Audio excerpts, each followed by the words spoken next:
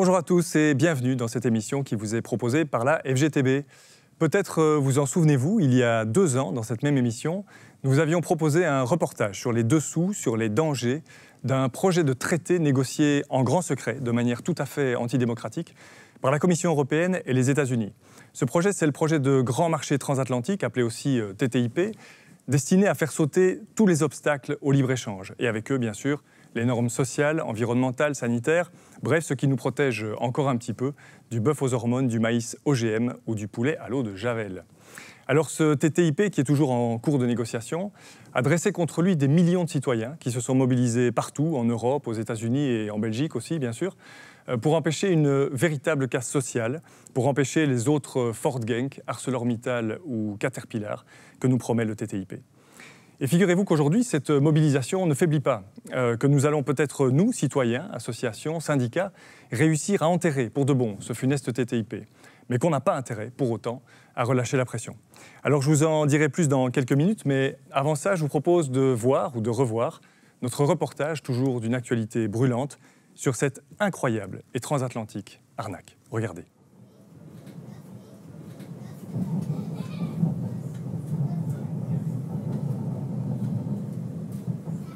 Je m'appelle Bruno Poncelet.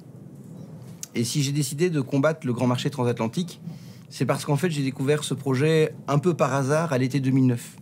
En fait, je voulais travailler avec un ami qui s'appelle Riccardo Querenti.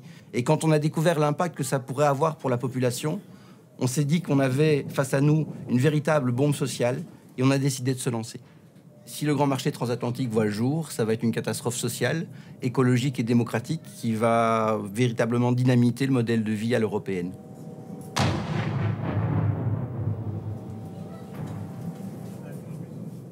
La démocratie économique, en fait, ça ressemble à une petite gare qui aurait protégé les gens les plus pauvres pour leur permettre d'avoir les moyens de vivre, de s'abriter, de nourrir leurs enfants. Et c'est ce qui a permis de créer les classes moyennes. Malheureusement, depuis quelques décennies à présent, l'Europe est en train de nous emmener dans un train fou. Un train fou qui nous éloigne de la petite gare de la démocratie économique pour nous emmener vers une logique à la fois abstraite, irréelle mais très concrète dans ses conséquences sur les gens, et mensongère qui s'appelle le libre-échange.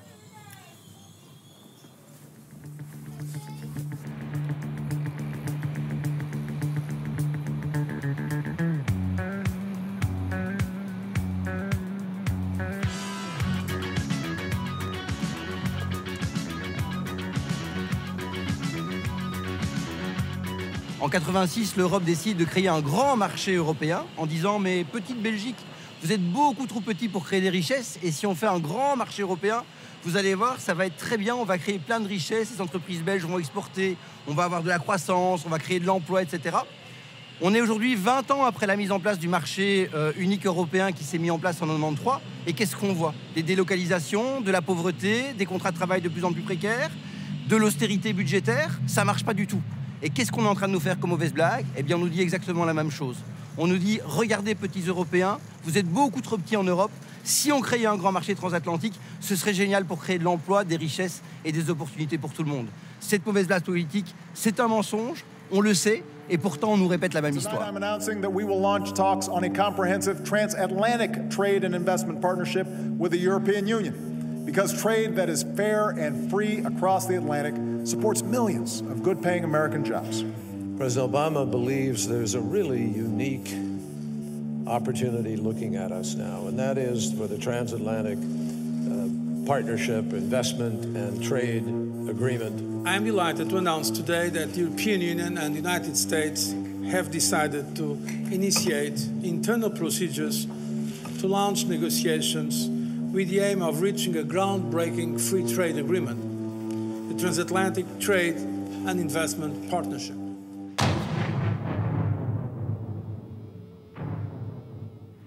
Qui négocie ce projet de grand marché transatlantique? Alors, ce sont d'une part les États-Unis, d'autre part la Commission européenne. Et là où c'est intéressant, c'est que ce n'est pas des gens qui ont un mandat politique pour négocier ça. Donc ce n'est pas des gens qui se sont présentés devant les électeurs.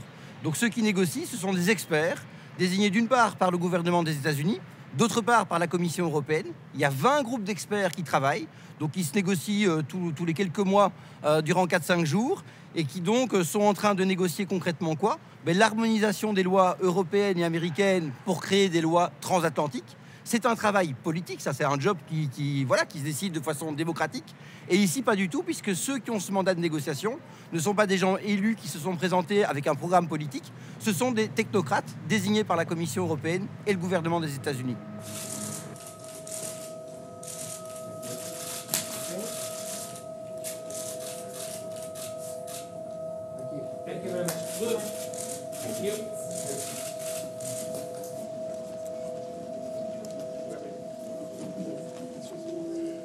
Le mandat officiel de négociation, donc l'accord pour négocier, a débuté en juin 2013 et elles ont commencé dès l'été 2013.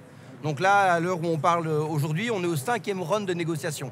Donc un round de négociation, c'est 4-5 jours de négociations intenses où les 20 groupes de travail se réunissent et négocient quoi? Ça, c'est un grand point d'interrogation. Parce que là où ils se réunissent, ce sont dans des bâtiments fermés, avec des cordons de sécurité à l'entrée, où il faut un pass pour rentrer. Et donc, de quoi est-ce qu'ils parlent? Ils parlent de tout, parce que tout, ou pratiquement tout, est négociable. Vers quoi est-ce qu'ils vont concrètement et qu'est-ce qu'ils ont mis comme concession sur la table? Ça, c'est un grand point d'interrogation. We think this is something that can help lift the economy of Europe, strengthen our economy, create jobs for Americans, for Germans, for all Europeans, and create one of the largest allied markets in the world. Ma position est la suivante.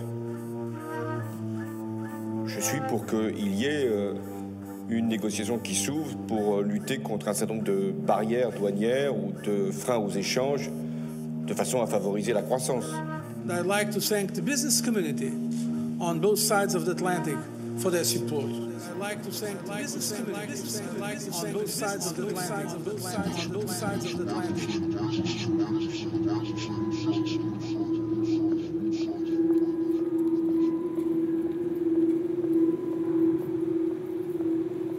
À 2 pas de la Commission européenne, il y a le Parlement européen. À l'entrée du Parlement, il y a un arbre. Et au pied de l'arbre, une drôle de plaque. C'est là qu'on a rendez-vous. C'est par les discours, les débats et les votes que doivent se résoudre les grandes questions avec détermination, patience et dévouement. Signé Society of European Affairs Professionals, incorporating FELPA, Fédération européenne du lobbying et des affaires publiques. Cette plaque en soi ne dit rien. Elle dit que la discussion, c'est sympa. Qui pourrait être contre ça? Je veux dire, il est merveilleux que le ciel soit bleu. Bon, ok, merci les gars. Non, ce qui est plus intéressant, c'est le signataire. Ou les signataires tous. Parce qu'ici, on apprend que cette plaque, effectivement, a été déposée par le lobby des lobbyistes bruxellois. Et que cet arbre a été coplanté, entre guillemets, par non seulement donc, les lobbyistes bruxellois, mais également la présidente du Parlement européen de l'époque et le bourgmestre de Bruxelles, Fredy Tielemans. Alors, je sais qu'il y a un certain nombre de questions qui ont été posées depuis à Nicole Fontaine et à Fredy Tielemans, mais personne ne semble se souvenir, en fait, du jour de l'inauguration de cette plaque. Donc, il faut croire que tout ça a disparu dans la banalité du quotidien. Au Parlement européen, il y a 751 députés. Les lobbyistes, eux, sont 25 000 ou 30 000, on ne sait pas très bien. Discrètement, très discrètement, ils font pression sur les décideurs et les élus, en général pour le compte d'entreprises privées. Parfois, ils plantent un arbre, avec une présidente du Parlement européen ou un bourgmestre de Bruxelles. Mais le plus souvent, ils œuvrent dans l'ombre, derrière les murs du silence. Ce qu'on voit, c'est qu'effectivement, les négociations du grand marché transatlantique sont sur un plan strictement technique, entre des gens qui sont des technocrates, que personne ne connaît, que personne n'a élu, qui ne sont redevables devant personne et qui négocient secrètement. Je pense que rien qu'en elle-même, si vous voulez, quel que soit le contenu des discussions, rien que ça, c'est pas acceptable. Je veux dire, quand vous avez des discussions aussi fondamentales que, en l'occurrence, l'extension du marché intérieur aux États-Unis et à l'Amérique du Nord, parce que c'est ça qui est en jeu, ça doit se passer de façon publique entre représentants élus, entre parlementaires. Il faut savoir qu'aux États-Unis aussi, l'administration Obama fait face à de très fortes critiques de la part du Congrès, de la part de la société civile, pour exactement les mêmes raisons. Et au niveau de l'administration américaine également, vous voyez que les lobbyistes des multinationales ont un accès privilégiée aux négociations et aux négociateurs que n'ont pas les parlementaires et la société civile non commerciale. Donc en fait, ce n'est pas les Américains contre l'Union européenne, cette histoire, c'est les multinationales contre les peuples. Ils ne font rien, ils se situent. Ils sont consultants ambigus des hydres multinationales. Pas de nom que des initiales. Ils ont de grands ordinateurs, poules de luxe, hommes de paille, requins banquiers, simples canailles.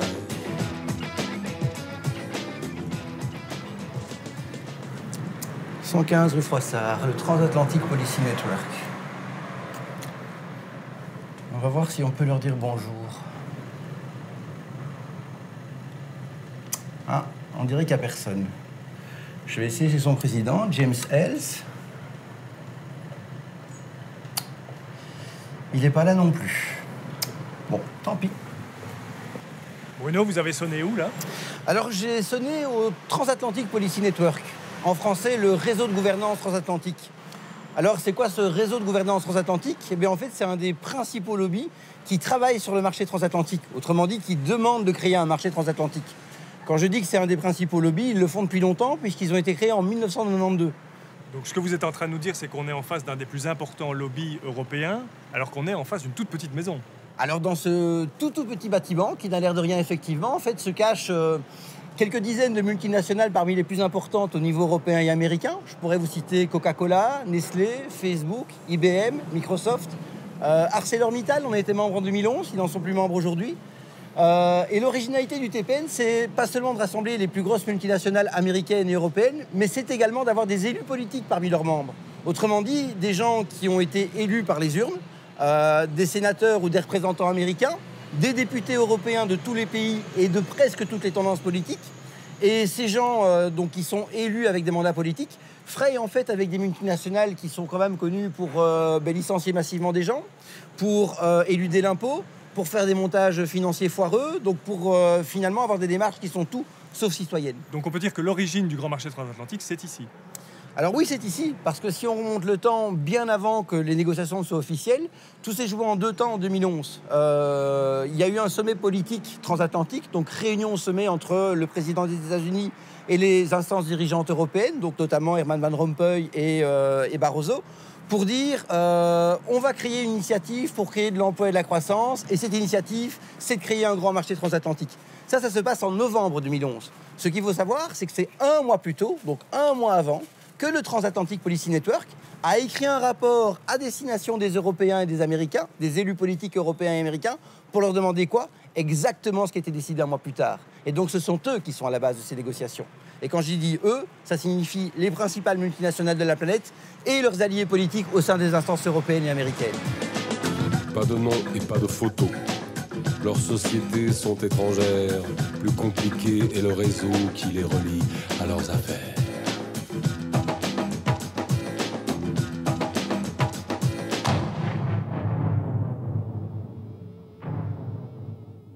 Alors le grand marché transatlantique, c'est un peu comme inviter les entreprises au restaurant. C'est les inviter à choisir elles-mêmes les législations sociales, fiscales, voire environnementales auxquelles elles vont être soumises. Ça veut dire qu'aujourd'hui, déjà dans le marché unique européen, les entreprises ont droit entre 28 plats différents, 28 pays différents, 28 niveaux de salaire différents. Si on signe un marché transatlantique, elles auront le choix entre 78 États différents. Et elles pourront choisir, est-ce que je préfère financer la sécurité sociale en Belgique ou est-ce que je préfère ne pas la financer aux États-Unis? Est-ce que je préfère payer des salaires à la française ou plutôt des salaires comme on le propose au fond du Kentucky? Et donc, ça ne va pas être positif pour les gens.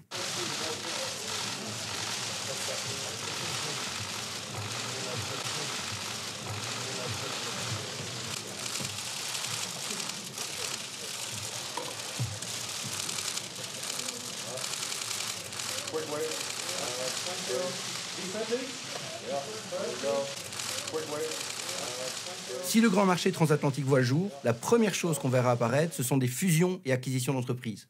Autrement dit, un éloignement entre les gens qui travaillent localement dans des petites entreprises ou sur des sites précis et le lieu où se prennent les décisions stratégiques de l'entreprise. Est-ce qu'on va investir ou ne pas investir? Est-ce qu'on va créer de l'emploi ou ne pas créer de l'emploi? Autrement dit, pour être très clair, les négociateurs politiques qui accepteraient de créer un marché transatlantique sont en train de nous préparer les ArcelorMittal de demain, les fermetures d'entreprises de demain.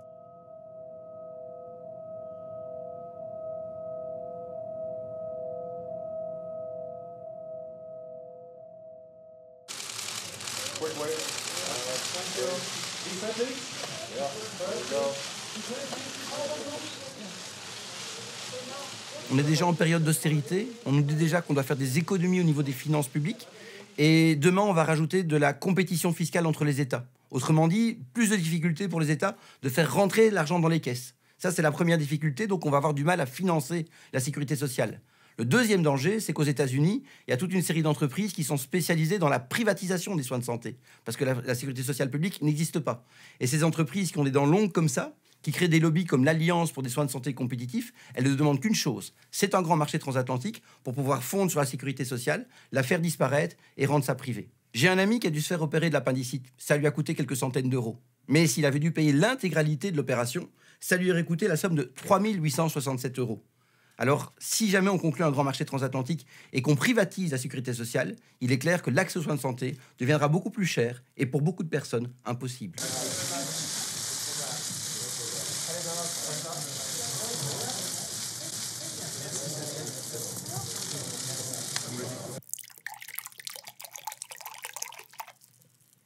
Un petit verre d'eau de Javel, ça vous dit?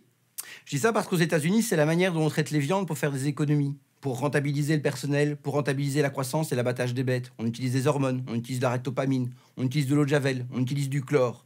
Tous ces produits-là, ils pourraient demain se retrouver sur le marché européen si on ouvre le marché agricole européen aux États-Unis, ce qui est dans le cadre des négociations actuellement possibles. Je tiens par ailleurs à ajouter que ce n'est pas la première fois que ça se produirait, puisque en 2008, la Commission européenne avait déjà tenté d'introduire le poulet au chlore sur le sol européen. Heureusement, les États européens avaient dit non. Malheureusement, si le marché transatlantique est créé, il est possible que les États européens disent oui. On fait de l'élevage, c'est la principale production dans la ferme. Donc 2 tiers en élevage viande et 1 tiers pour le lait. Dans mon village, il y a 30 ans, on était à 10, maintenant je suis tout seul. Il n'y a plus que moi. C'est pas parce que j'ai bouffé les autres, c'est parce qu'ils se sont arrêtés, parce que c'était plus rentable. On s'en sort parce qu'on travaille gratuitement. Mon épouse et moi, on ne s'attribue pas de salaire. Donc on s'en sort pour cette raison-là. Et on ne compte pas les heures. C'est dû à quoi? C'est dû qu'on travaille au prix mondial et que dans le monde, il y a beaucoup de pays où il n'y a pas de salaire ou dérisoire et on est en concurrence directe avec des pays sans salaire. Donc forcément, si on veut être compétitif, on est obligé de travailler gratuitement. Mon père, il a vécu à une époque où il y avait la préférence communautaire. Donc, quand on produisait ce qu'on avait besoin, on n'importait rien. Aujourd'hui, ça n'existe plus. Donc, que ce soit dans l'acier, que ce soit dans la viande, que ce soit dans le lait, quand on en produisait assez en Europe, on n'en achetait pas. On faisait avec ce qu'on produisait dans l'Europe. Ça restait dans le ménage européen. Aujourd'hui, ils ont bafoué ça. Maintenant, il y a la préférence au moins cher. Quand c'est moins cher là-bas, les industriels, ils vont acheter la matière première là-bas. Toi, t'es bafoué, on n'a plus besoin de ta camelote. Tu peux bien fermer ta boutique. C'est ce qui se passe avec Mittal. Parce qu'il n'y a plus de barrière douanière, parce que c'est la passoire. C'est la préférence au moins cher. La logique de la mise en concurrence permanente, c'est plus l'Europe qui commande, c'est les multinationales. C'est les multinationales qui veulent être fournies avec de la matière première le moins cher possible, pour pouvoir faire la valeur ajoutée avec l'écart le plus grand. Et après ça, on fournit la grande distribution, qui, elle, met en marché, et là, ils prennent encore une substance. Et ces 2 sociétés-là, qui sont après moi, ne payent pas d'impôts, parce qu'ils sont l'actionnariat, les intérêts notionnels, fait qu'ils ne payent presque pas d'impôts. Alors, on va financer le social comment? Comment est-ce qu'il est encore possible de faire un travail de qualité, des produits de qualité, quand on est soumis à une telle concurrence? C'est la qualité qui perd. Les standards, c'est pas la qualité. Les standards, c'est... Ça sort, c'est tout le temps la même chose, c'est tout le temps le même goût, ça a tout le temps la même couleur, et ça sort. Avec un prix, ras les pâquerettes. Comment est-ce qu'on y arrive? Ils ne veulent pas le savoir. C'est bon. C'est bon, mais c'est pas forcément bon derrière. Maintenant, si tu veux des produits du terroir, des AOP, des AOC, si les accords transatlantiques passent, ça, c'est terminé. Tout ce qui est appellation d'origine protégée, les fromages dans certaines régions, et c'est là, on ne pourra pas les exporter aux États-Unis, ils n'en veulent pas. Qu'est-ce qu'on va faire?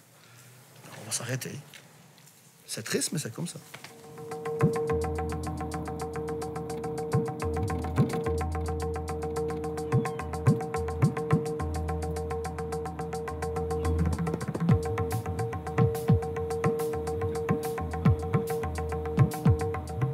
Grande-Synthe, c'est une ville de 21 000 habitants qui se situe dans l'agglomération de la ville de Dunkerque, tout au nord de la France.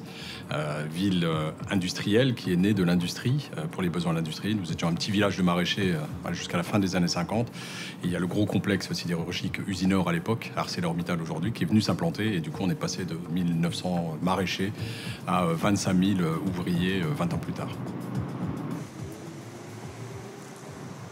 Damien Carême, je suis maire de Grande-Synthe depuis 2001.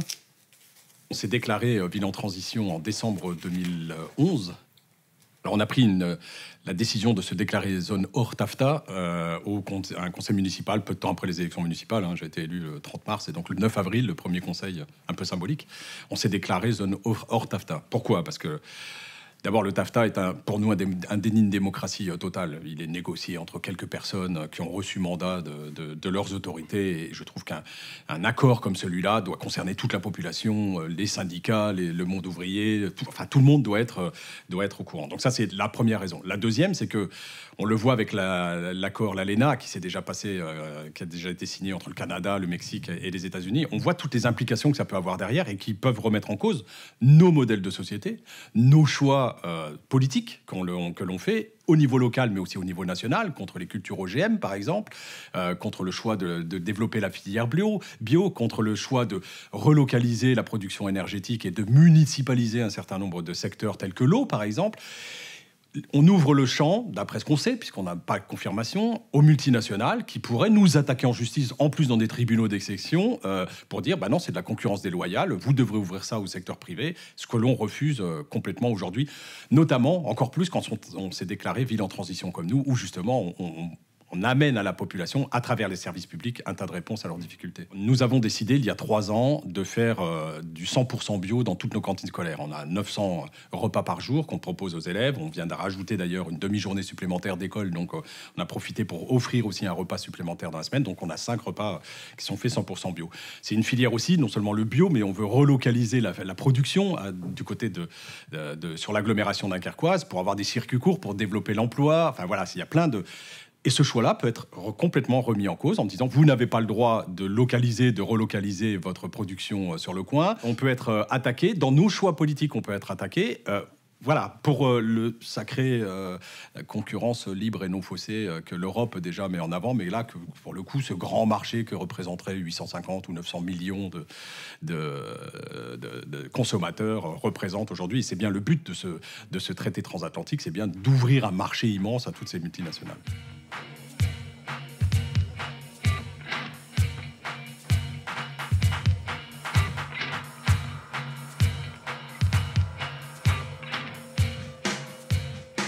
Je m'appelle Raoul Margenard, je suis de formation docteur en sciences politiques et depuis toujours je m'intéresse aux questions internationales et à commencer par les questions européennes. C'est à l'occasion d'un rassemblement qui se tient chaque année sur le plateau des Glières, où on rassemble les résistants d'hier et ceux d'aujourd'hui, que j'ai lancé l'idée en France que 10 000 collectivités territoriales, puisque dans le vocabulaire institutionnel français, les communes, les départements, les régions, on appelle ça des collectivités territoriales, que 10 000 collectivités territoriales fassent 2 choses. Constatent que la négociation en cours les concerne directement, constatent que les objectifs de cette négociation sont contraires à la Constitution de la République et aux lois sur les collectivités territoriales, et puis demande 2 choses, bien que le gouvernement français retire son soutien à cette négociation, et que chacune de ces collectivités territoriales se déclare symboliquement hors grand marché transatlantique. Et je me suis dit que c'était une approche par la base, par le concret, qui pouvait se répandre un peu comme une traînée de poudre. Et c'est d'ailleurs ce qui est en train de se passer en France. Tous les jours, je reçois maintenant des textes de délibération, ils appellent ça des vœux, des résolutions, demandant au gouvernement français de se retirer de cette négociation et se déclarant symboliquement hors grand marché transatlantique. Et donc, moi, je conçois très bien que cette initiative qui a démarré maintenant en France, elle puisse se répéter en Belgique et dans d'autres pays de l'Union européenne. Et on pourrait considérer, puisque nous sommes dans la cour intérieure de l'hôtel de ville de Bruxelles, Bruxelles, capitale de l'Europe, eh bien que Bruxelles donne l'exemple en souhaitant que le gouvernement belge n'apporte plus son soutien à cette négociation et en se déclarant symboliquement ville hors du grand marché transatlantique. Cher président des États-Unis, je t'écris pour t'annoncer que le grand marché transatlantique ne se fera pas. Oui, je sais, c'est une huge opportunity sans doute pour toi, mais pas pour moi. Alors voilà, j'ai bien réfléchi et j'ai pris ma décision. Finalement, c'est non. Le grand marché transatlantique ne se fera pas. Le grand marché transatlantique ne se fera pas. Je garde mon maïs, mes données, mes normes et mes lois, et j'évite les grands procès que les sociétés privées feraient à nos États. Tu vois, pour toutes ces raisons-là, le grand marché transatlantique ne se fera pas. Le grand marché transatlantique ne se fera pas. Est-ce que vous pensez que cette action que vous avez décidée à Grande-Synthe est purement symbolique ou est-ce qu'elle a un véritable poids ? Elle a un poids. Le premier, c'est que vous êtes là et qu'on en parle beaucoup. Quand on a pris la délibération, il y a 2 mois ou 3 mois, on n'entendait pas beaucoup parler. Hein. Nous, on a été alertés, donc on s'est renseigné, on est allé chercher la littérature, on a rencontré des personnes, pour savoir exactement de quoi il en retournait. Et c'est quand on a su qu'on a mis ça sur la place publique, on a pris une délibération au conseil municipal. Donc sur l'agglomération, du coup, d'autres communes se sont engagées. Hier soir, la communauté urbaine a pris une décision aussi de se déclarer zone hors TAFTA. La région Nord-Pas-de-Calais aussi. Donc c'est en train de faire boule de neige, ce qui fait que là où il y avait volonté de cacher les choses telles que c'était parti dans cette négociation, au moins demain, je pense que l'opinion publique va gagner. Il y a des pétitions à l'échelle européenne, voilà, il y a des choses qui partent. Donc on va être obligé de mettre la négociation et le contenu de cette négociation sur la table. Les élus politiques vont devoir le faire, les gouvernements, l'Europe va devoir faire ça. Donc ça, c'est une vraie chose. Et puis après, je fais de la résistance. Je ferai de la résistance localement. On sera attaqué en justice, peut-être, on verra bien. Mais voilà, ça fera encore de la médiatisation. Et on verra derrière qui va gagner. Mais là, pour la protection de nos populations, pour la protection de leur santé, pour la protection de notre avenir commun, on sera en résistance, clairement, si jamais des choses comme ça étaient signées plus tard.